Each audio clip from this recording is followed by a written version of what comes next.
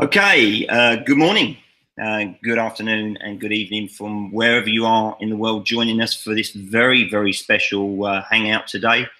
In a minute, I will be going through the weekly events that occurred in the UK and just updating everybody on that and what we can look forward to in the coming week.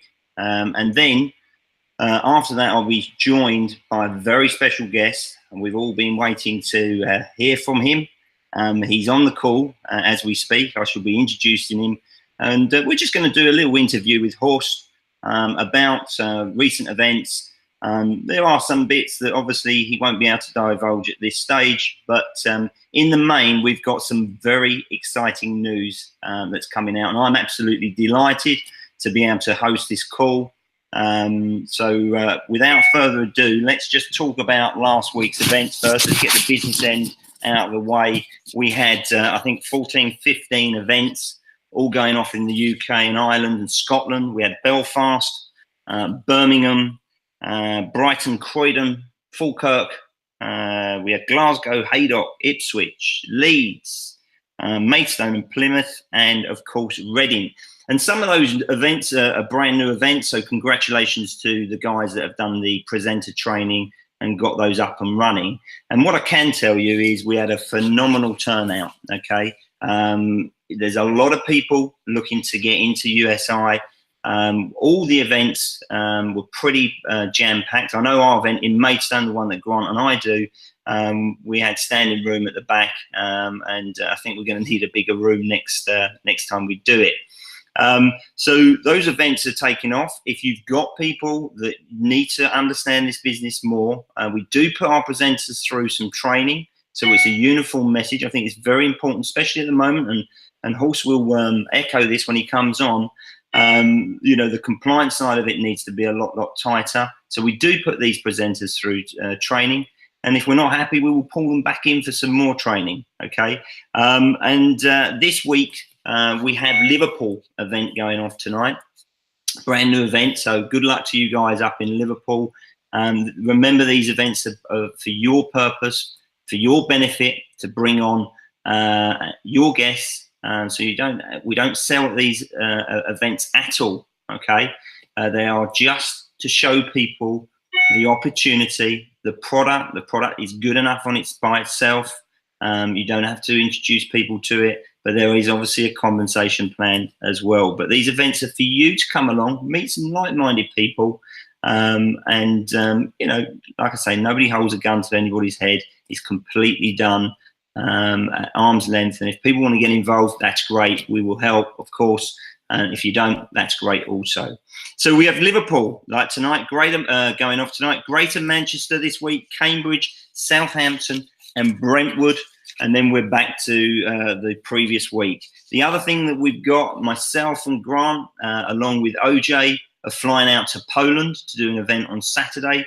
So we're going to be posting details up on that. So if you've got anybody in those areas, we've got big teams out there. We want to go out and support them, of course. And if you've got anybody in those that area or in Poland, we'll post the details out, and by all means, bring them, send them to that event. And then the only other thing, before we introduce the man himself, is we have on the 15th of February, the Brighton event at the Amex. Okay, it's going to be a big event. I think we're going to ask somebody from corporate to attend. I will announce that once we've got that clarified with the corporate team. But it's going to be a huge event down there, and a lot about the tech coin. I'm hoping that we can get one of the core developers out there, but let's see, and we'll announce that probably on next week's call. Okay, so without further ado, if Horst would like to come on, and let's welcome Horst to the call. We've got a lot of people on the call.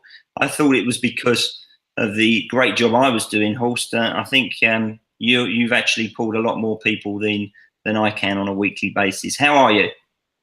Hello, how are you? I'm fine, I'm fine. I'm sitting here at the dentist. I had some treatments today in a special office, a private dentist office. Never been to a private dentist office. Here in the call, I am in Brazil, and I think it makes sense to switch off my camera. Otherwise, it would be possible that I drop out because of the bad internet connection. So as everybody knows how I look like, I hope you can live without my live streaming picture here. That's why I'm switching it off now. This picture is even better than my live picture. So that's where we are.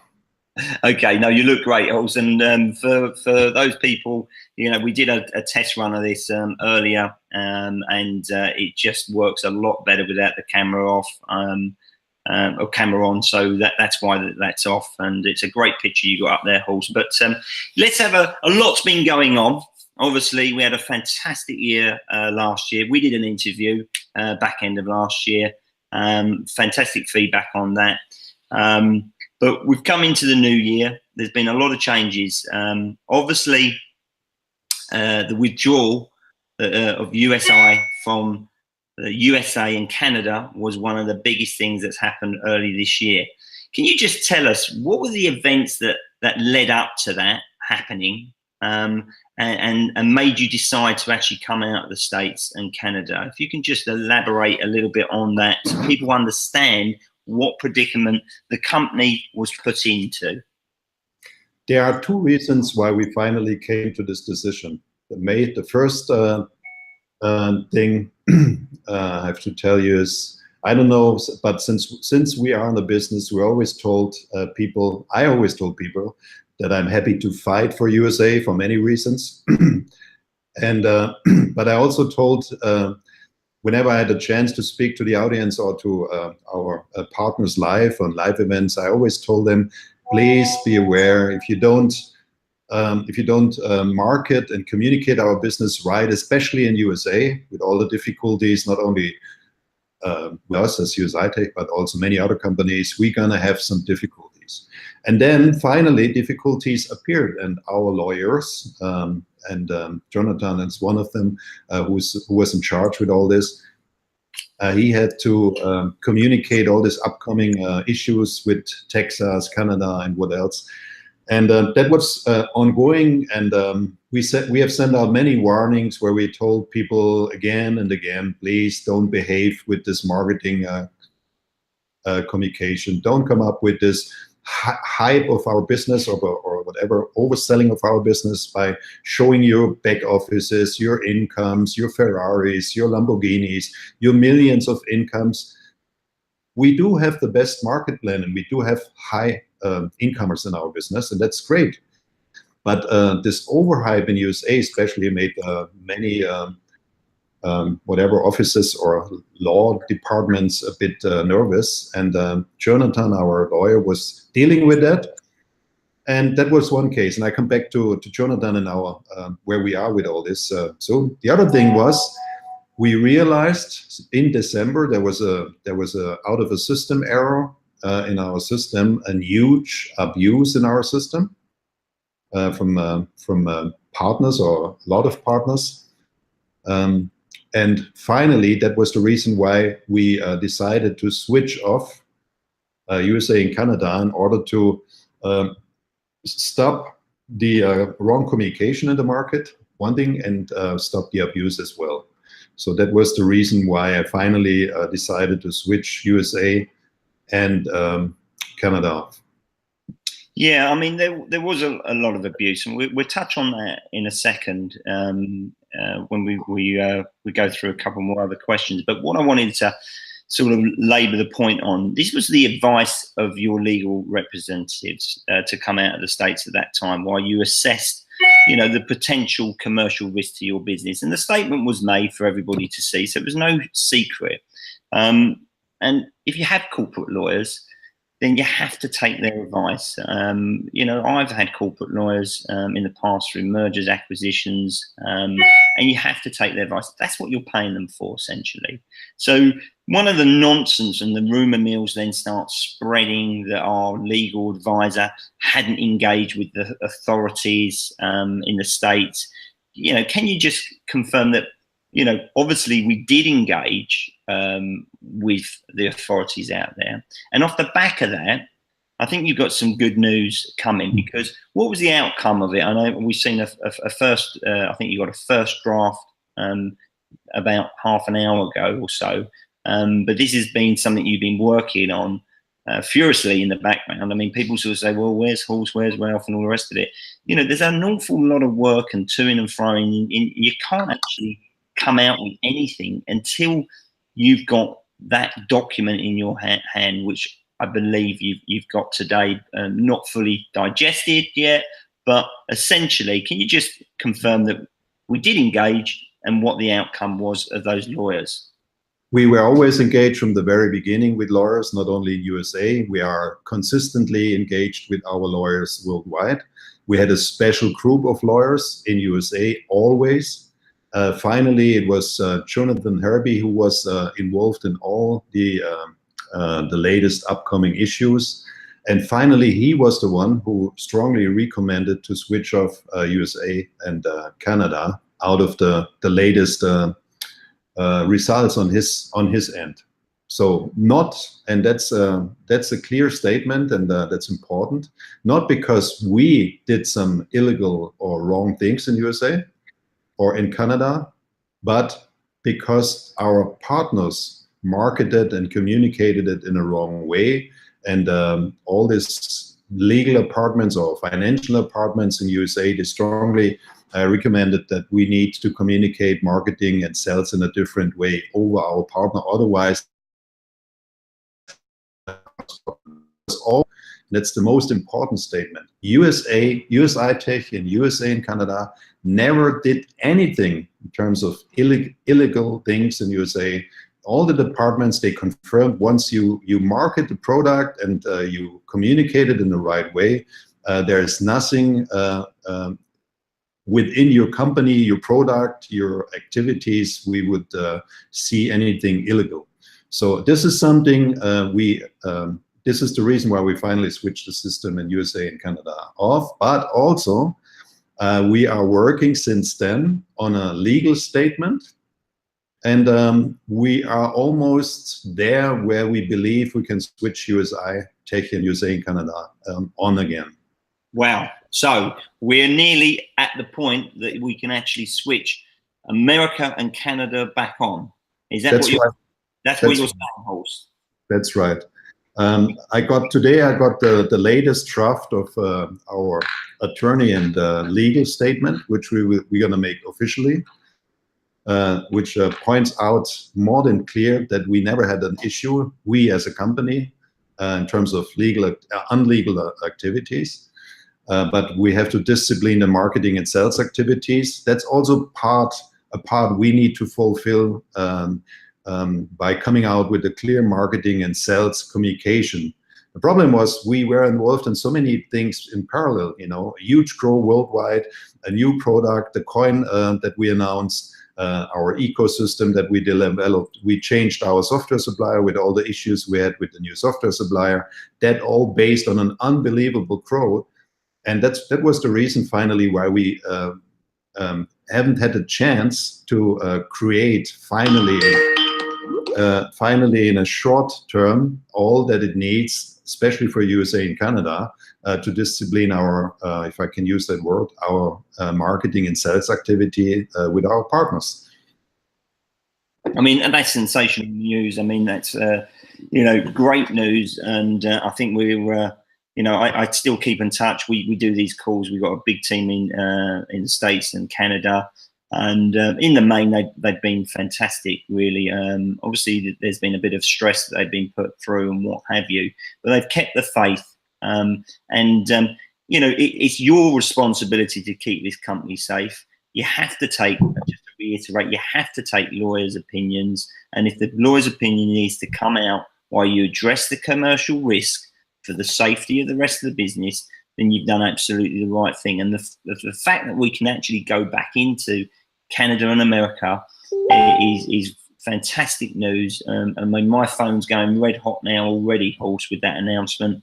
And with, you know, the obvious questions now are going to be, you know, what is the approximate time frame? You probably can't answer these, but I'm going to ask anyway. Have you thought about time frames in launching back into the States?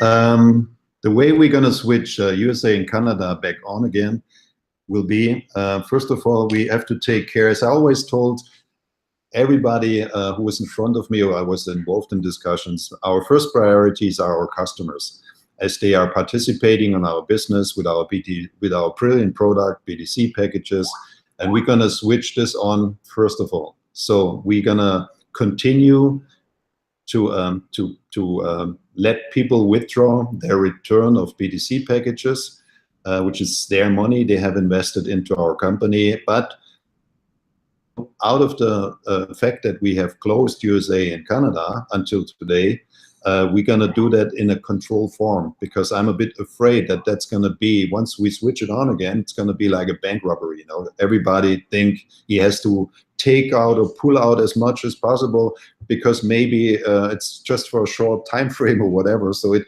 has to be in a controlled way in order to make sure that we protect the company.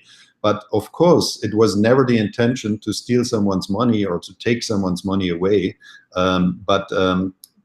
We have still ongoing investigations, and this investigations have to be finalized in order to filter out, and I mentioned this already, a lot of abuses in our system with fake accounts, double accounts, and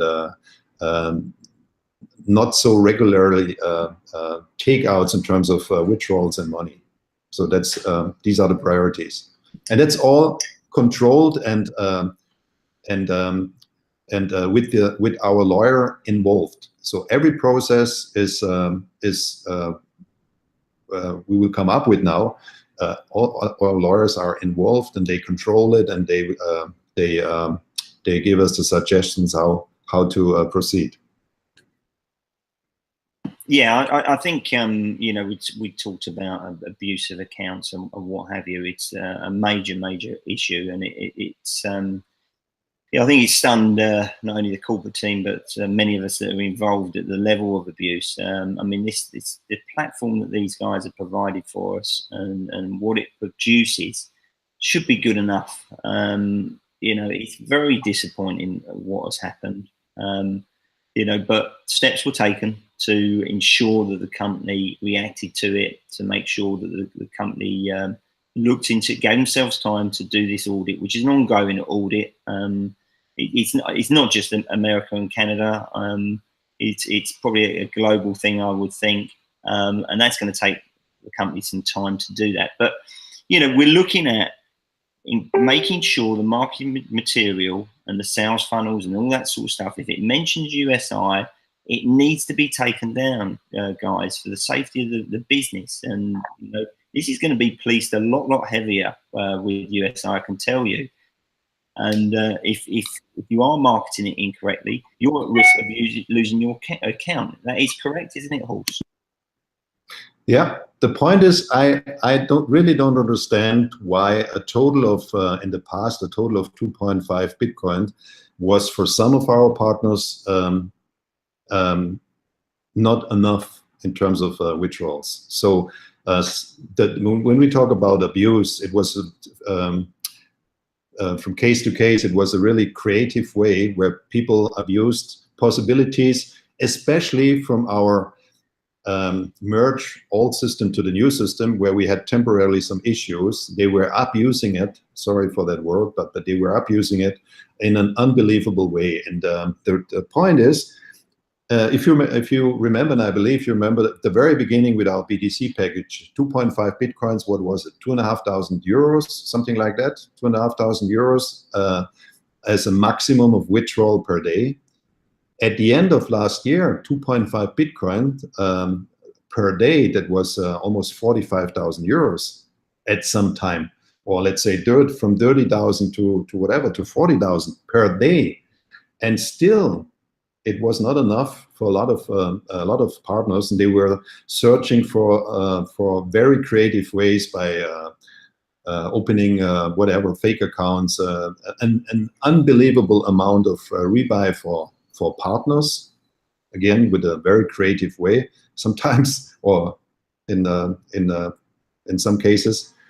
And what happened is, out of the system error, if you remember, I was always talking on stage and live and whatever, the most important part are our reserves. So reserves means we always need to have enough in our reserves in order to be able to pay BDC packages, return of BDC packages back. So out of this abuse, we, especially in USA, not only in USA, but especially in USA, we damaged our reserves. Why? Because at the beginning of our business, it was trading only. We came from the Forex trading, as you remember.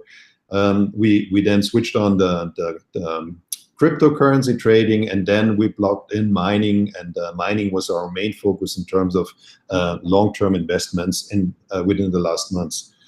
And that's exactly the problem, that we are now on long-term investments, and we have damaged a bit our reserves at the moment.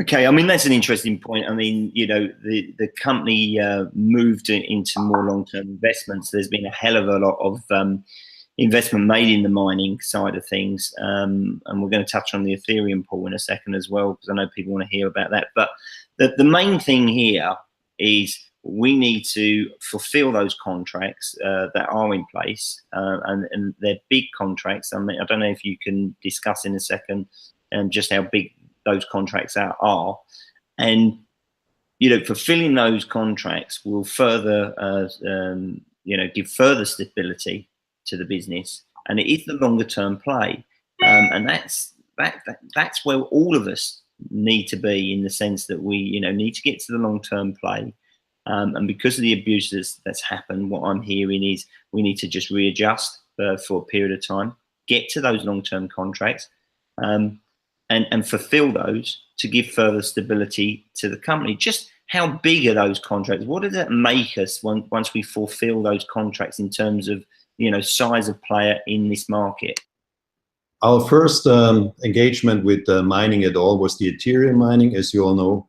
And let me explain shortly why Ethereum mining is not transparent at the moment, because I asked our supplier a week ago to change the wallet for the income of the Ethereum mining.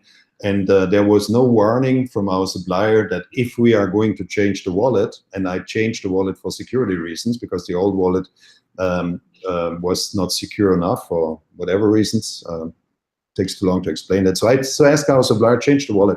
He changed the wallet, and finally the transparency was gone. I said, so where is our transparency now? He said, you asked us to change the wallet. Once you change the wallet, the transparency is not connected to the wallet anymore, and you can't see it anymore. So nothing has changed in the Ethereum mining. We still mine and earn exactly the same as every day before on a daily basis. The only thing that has changed, supplier did not inform us once we changed the income wallet, our transparency is gone. Now we have to reassign it to the new wallet. Once this is done, to our new income wallet, Ethereum wallet, the transparency is the same like before.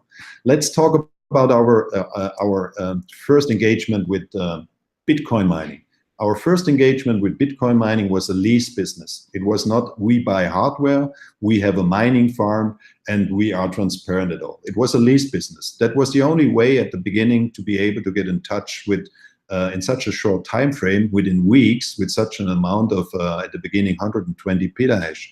I don't know if that says something to the audience, but 120 petahash is relatively huge for a one-time order.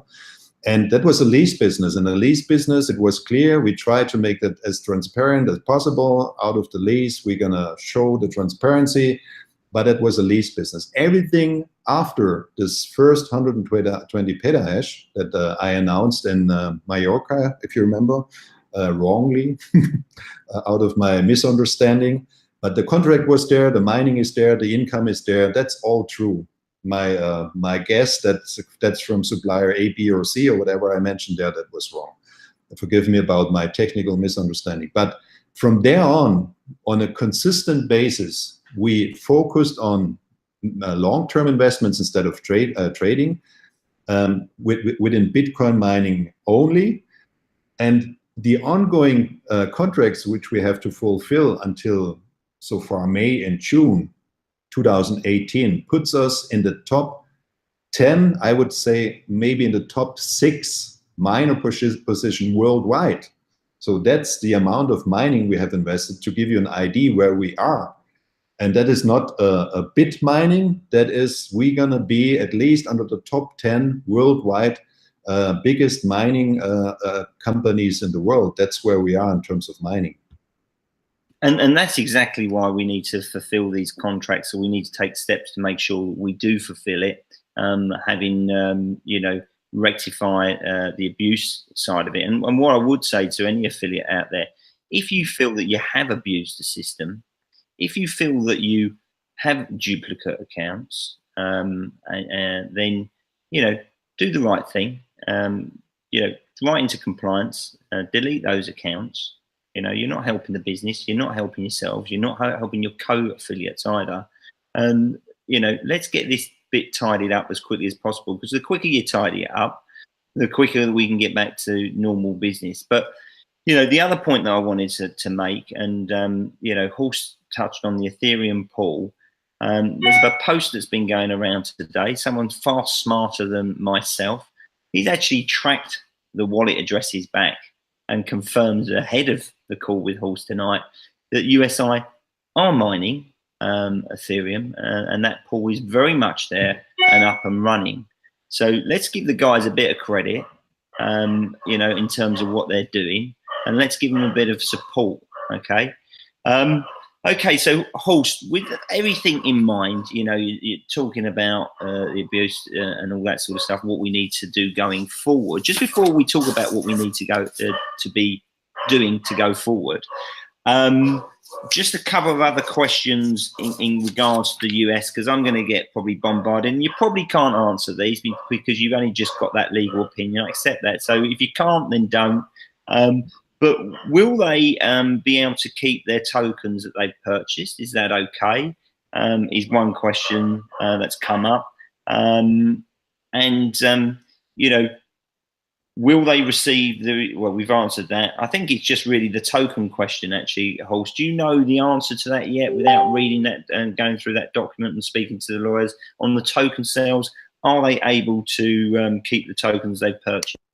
I'm absolutely convinced that once we come up with our ecosystem and our own coin, and I can see it on a daily basis, I mean, the progress of our development, and I can tell you that's going to be absolutely outstanding. The first videos in English, and we will translate in other languages to explain our ecosystem based on a video, is also done. That will go out within the next days. Our white paper is out. It's available in German and other languages soon. Today I received the German version. I can tell you that's going to be great. It's just going to be great. Our own exchanger, based on our own coin, some additional things like integration of credit cards and all these things. This is on a very good way. And now we start to do technical webinars where we introduce it and we make the videos and so on and so on. The token sales is ongoing. It's as we expected it. It is perfectly distributed so far, and all the tokens which are out in the market are safe. Everybody who owns tokens will own tech coins once we launch the coin. This is clear. This is, I mean, that is as it is, and that's always as it's gonna be.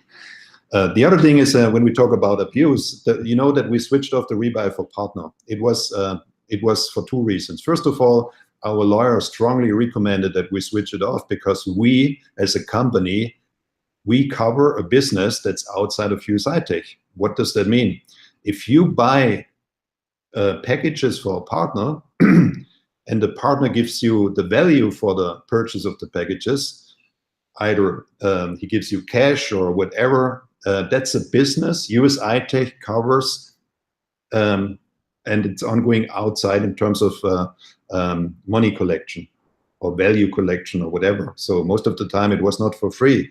I cannot believe that dozens and hundreds of Bitcoins distributed to partners were for free. So people, they sold BTC packages based on rebuy for partners and they collected money outside.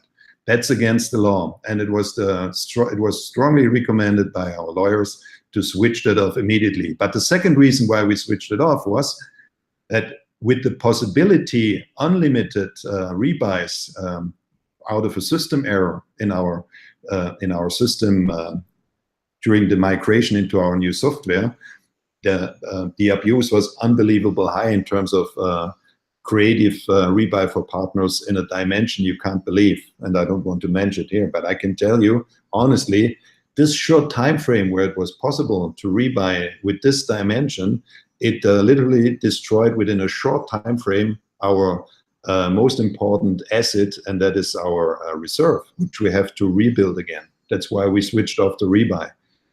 Now we have another problem in our system, and this is the commission out of the rebuys. So as customers are rebuying on a daily basis, we realized that we have a lot of accounts in the upline which are feeded, so to say, out of the commission of the rebuy. So, and that is the point.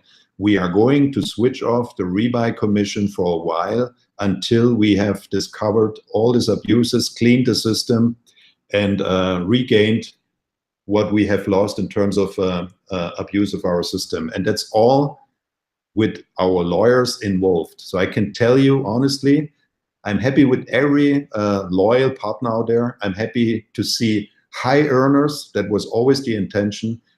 But I'm really a bit, let's put it this way, a bit upset about the fact that with that high amount of possible income in our system, it was not enough for many people out there, and they were trying like crazy to pull out Bitcoins as much as possible with any kind of, let's say, system possibilities we had, especially because we migrated our system and we had some system errors. So that's the point. That's where we are. I think Horst, is terribly honest of you, and I think people will appreciate that. I mean, from our point of view, we've always sold this wonderful BTC product on the basis it's good enough without anybody into it anyway. You know, the product, and I remember when we did some of the first road shows back in March in the UK, you know, it's a standalone product. There's nothing quite like it on the market, and it delivers, okay? So the fact that commissions on partner rebuys has to be suspended while you complete this audit and ensure we get to the end game, which is obviously to fulfill those mining contracts. Because just think about it, guys, you know, by fulfilling those contracts, you know, making us a top 5, 6, 7, 8 player in the world gives us long-term security for all of our businesses. So I don't think that's an issue. I mean, I know there's going to be commission on new people coming on coming in. That's fine. But turning off commission rebuys for a period of time to ensure that you know, we reach and fulfill those contracts, I think is obviously managing the company how we need to manage it to get to that end game. I think the other thing also is that allows us to go back to a daily withdrawal basis on the return on capital on the BTC packages. Can you talk a little bit about that, Horst, please? Yeah, the return of the customer comes first. That was always what I was telling everybody who was talking with me. So we had a little delay out of 2 reasons. First of all, I mentioned this already. I have to take care that we build and keep the reserves. But secondly, we also had to switch from our wallet supplier into our own payment system, where we are doing the complete handling now for all withdrawals and all incomes by ourselves. And there was security first. It takes a lot of resources in order to make sure that we are not going to get hacked, that we are sure that the payments are income and outcomes are working perfectly. And that causes a delay at the moment as well. But that's not the main issue. The main issue is we need to get rid of these abuses, and we need to get back to what we have to build. And we need to make sure, as customer comes first, that we, in first priority, always pay the return of the BTC packages. That's what we're going to do on a daily basis again from this week on. And the second priority is to take care that we pay the commissions as well in time. And that's exactly what I believe we are back into the normal modus within the next couple of days. That's absolutely great, and again, thank you for your complete transparency and honesty on that. Like I say, everybody that is on the call, watching the call. We're going to be watching the call over the next few days. I think it's great that we've got a grip on it. I mean, it's fantastic news that we're coming back into America and Canada. I've got some great friends there. So it's like I said, the phone's going absolutely mad over on the right-hand side here. Everybody's excited about that. You know, the UK events, as I said, they've been phenomenal this first week back, and we're going to have the same week coming forward. We've got lots of events coming up. I think we're looking to perhaps do a weekly, not myself necessarily, but other top leaders within USI, perhaps doing a corporate webinar, you know, with yourselves once a week, once a fortnight, just to keep everybody informed as to what's going on. I think it's been difficult because you've been waiting for that legal advice. You know, people are saying, you know, when can we hear this? When can we hear that? You know, until you've got that statement and you've got that clarity, and you've started tidying up, you can't actually come out and say anything, guys, because we don't want to miss anything. The point is, John, we have a great business, and it will even be greater and more fantastic once we have launched our coin, and that's we are close to that. And my message to all the partners out there is try to keep that business safe. It's unique in the market. It's up to your behavior. I think there is no other possibility out there where you can where you have the possibility to earn, even if on your own input, so your own purchases, but also by recommend the business with partners. Keep that business clean. As more you try to abuse it, as more you risk it. And we have a lot of black sheeps out there, so to say, but I can tell you, most of the people out there, they are honest, they are happy with it. I get, on a daily basis, I get hundreds of letters of how we change lives out there. We are working on our ecosystem, because I like to change a bit the whole market with that as a unique system. Try to keep the business clean. It's good enough. It does not need any abuse. It does not need to feed 5 uplines and the goldfish and the hamster and whatever in order to pull out as much as possible from the system. If you like to help, if you want to help your family, and if you want to help your friends, just earn on yourself, and with let's say with a clean on the clean way, and then help with your earnings. We have partners, they have earned millions. Why do they need to pull out more than the regularly daily income they can earn? That's something I don't understand. So keep the business clean, and we can keep it up for years, many years in the future, especially what will come up. But I also have to tell you, everybody from now on who abuses the system, I'm going to follow it with all the legal possibilities we have, and I will send out everything it needs to punish them in terms of legal possibilities. I do not accept any longer people out there who are trying to destroy our wonderful business. It's not acceptable at all. No, and it's not acceptable at all. And it's something that I think it's only right and proper that you take a hardline approach on. Okay, just before I let you go, one more question. You know, the legal opinion's out. When can we expect you to put a statement, presumably in the back office, on that legal opinion for people to see? Is that something you're going to be working on over the next 24, 48 hours so we can see ourselves? Sure. Within the next 1 or 2 days, 24, 48 hours, definitely. Once we both confirm, our lawyer and us, the content of his statement, we're going to officially promote that.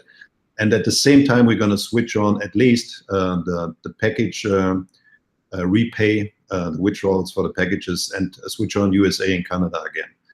And again, my message to all the USA and Canada, I know you have a hard time, or you have had a hard time, you still have a hard time, but it was never the idea to take anybody's money out of the purchases into our products away. It was for security reason and for safety reasons, and we will switch it on, as I told you, with a control mechanism in order to make sure that we don't have additional damages for the company. But at the end of the day, we don't want to take away any customer's money, and customer comes first and everything else comes next. especially for you. Well, that is absolutely great news, Horst. I really appreciate your time this evening. I know you're incredibly busy.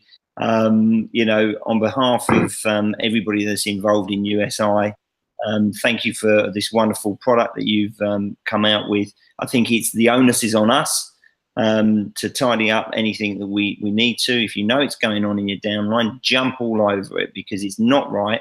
And we got a wonderful opportunity. So let's not spoil it. Let's crack on. Like I say, the events are going mad. Let's do it in a compliant, controlled manner, okay? And let's grow and help us, USI, all of us, fulfill our dreams and aspirations. Thanks again, Horst. Good night from myself, and good night from Horst Gisha. We will see you next week with another update. Thanks very much for tuning in. Good night.